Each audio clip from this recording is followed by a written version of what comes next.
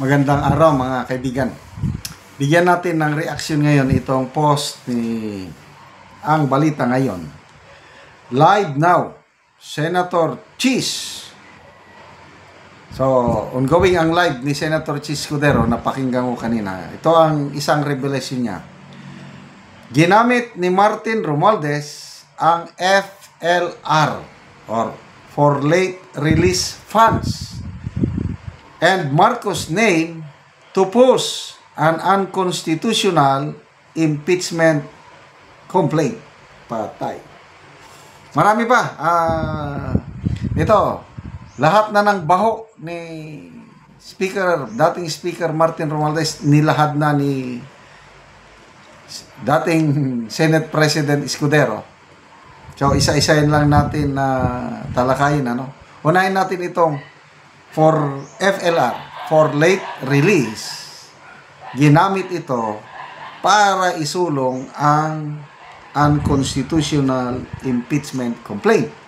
Okay, maalala ko, si Congressman Toby Chanco ang unang nagbulgar tungkol nito. Na parang pinilit, inapura yung impeachment complaint ni BP Sara. Biro nyo yan, isang araw lang, February 5, 2025. Bigla na lang may balita, iniipon na daw ang mga kongresista doon sa House, tapos pinapapirma na ang mga kongresista.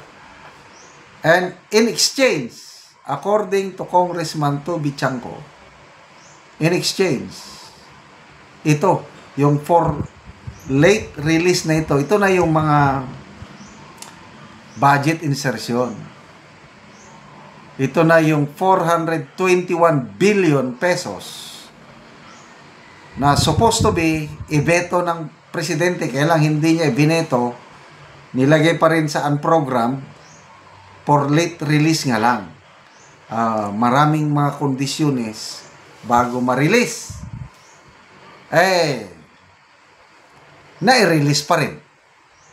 Yun ang pagpapasiwalat ni Congressman Toby Chanco after yung May 12 midterm election na kung saan na talo ang maraming alyansa candidates. So nagkabayaran, sabi ni Congressman Toby Chanco. Maraming pumirma dahil para makuha na nila yung release nila. So ito ngayon, pinapatunayan na dating Senate President yan. Ginamit ang pangalan ng presidente. So meaning, ang magre-release lang kasi niyan, yung mga for late release, DBM. Pag walang go signal ang presidente, hindi magre-release ang DBM. So, bakit na-release? Ito, opinion ko na lang ito dahil hindi ko napakinggan siya, Ginamit ni dating Speaker Martin Romualdez pangalan ng presidente para i-release. So, na-release na nga. Kaya, natuloy ang pagsampa ng impeachment. Kailang, pagdating sa Korte Suprema, nabulilyaso sila dahil ang unconstitutional, hindi nasunod ang 1-year ban o 1-year bar rule sa Constitution on impeachment at saka hindi nabigyan ng due process si BP Sara. Okay? So, sige. Kasi, wala na. Tama itong ginagawa ni Senator Escudero. Ginipit naman lang siya. Una, tinanggal siya na Senate President. Ngayon, nananahimik siya. Bigla siyang nirekomenda ng kakasuhan. Iniugnay na siya sa flood control projects. So, anyway, kanya-kanya lang tayong paniniwala, opinion.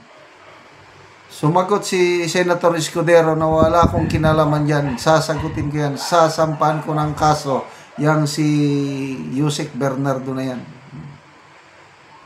So ngayon, bumelta siya. rest back siya, ito na. So, sunod-sunod na, naglalabasan na ang mga baho ng unmentionable name. Unmentionable. Takot, pati Senate President, takot banggitin ang pangalan eh. O ngayon, binanggit ng isang matapang na retired Marine, Master Sergeant Gutisa, binanggit niya.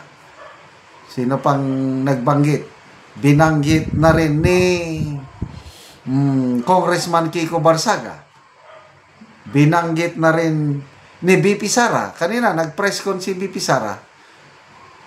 Sabi ni BP Sara, marami siyang informante sa loob na nagsasabi, hindi lang flood control anomaly ang source ng mga baso-basurang pera ni Martin Romualdez, pati na rin illegal gambling tumatanggap. Yan ang matapang na pahayag ni BP Sara. So ito ngayon, pinakabago. Baho ni Romualdez, pinersa, i-release ang pundo na sana dapat for late release. Maraming mga requirements. Dahil sa lakas ng Romualdez, ginamit ang So, ang Pangulo, in fairness, siguro ang Pangulo, wala siyang kaalam-alam. Ginamit lang siya ni Romualdez kung totoo itong sinasabi niya. No? I'm just giving my opinion dito sa siniwalat ni Senator Escudero. Wala siyang kamuang-muang, yun, ginagamit ang pangalan, kaya yan, nagkakagulo tayo. So, why is that? Pinsan eh. And why is that? Mabait eh. Yan ang mahirap kung sobra kang mabait. Aabusuhin ka kung sobra kang mabait. Kaya, dapat dyan, balance. Sample, Tatay Digong. Mabait siya sa dapat pakitaan ng mabait. Kailang sana magan, ano bang tawag doon? Terror siya sa mga, yun, mga adictos, benedictos, mga masasamang elemento. Gugurgurin ko kayo! I hate! Mga tanimbala. Sige, gawin nyo yan. Ipakain ko sa inyong bala. Mga ganun ba? So, wala. Nabudol tayo. Sabi ng Tatay Digong, weak leader yan. Hindi tayo naniwala. So, ngayon, nasa huli palagi ang pagsisisi. Salamat mga kaibigan sa inyong pagsubaybay sa ating channel. Nakakatulong kayo ng malaki sa Tribong Talandig ng Bukidnon. Income natin sa channel na ito is pantulong sa tribo. Namimigay tayo ngayon ng livelihood assistance sa kanila. Nagpapatanim ng saging lakatan at Arabica coffee. Panoorin niyo ang video na ito. Muna ni ang saging lakatan ni Manoy Boy nga una niyang tanom nga namunga na. Og muna ni siya ang giputos. Og giputos gyud para nga sinaw ang iyang bunga.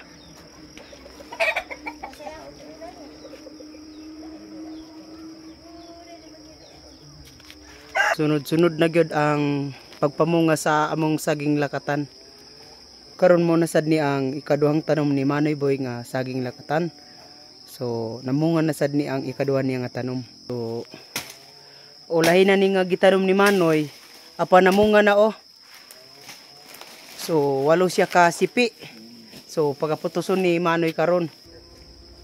Tibitino pa. Trabaho ko anak kay. Wala makakuan.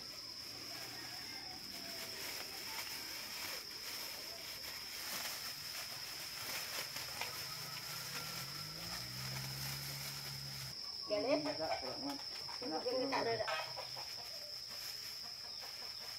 Taga-gising na tayo isahan yung isa bangat na. Dalang ko mabut Yes, Papa. oh. Kaya kadang galing.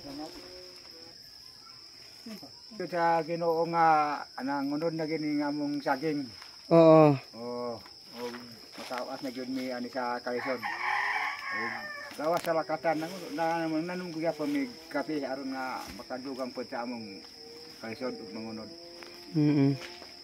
Ug maka awas na sa kalisod makapaeskwela pa mi sa among mga anak. Oo. Pila din ni Manoy kapunuan ang imong saging lakatan? Ni 100. 180. Oh, Oo, so dagan-dagan gyud. So sunod-sunod naman ay ang pagpamunga sa inyong saging lakatan ba? Pagpangunod sa wala saging. So tanan na namo nga atong saging lakatan Manoy ba bisan sa amo. So salamat kay Manoy. Salamat gud kayo. Salamat po sa Ginoo. Oo. Sa nagtan-aw sa video. Oo, sa nagsuporta.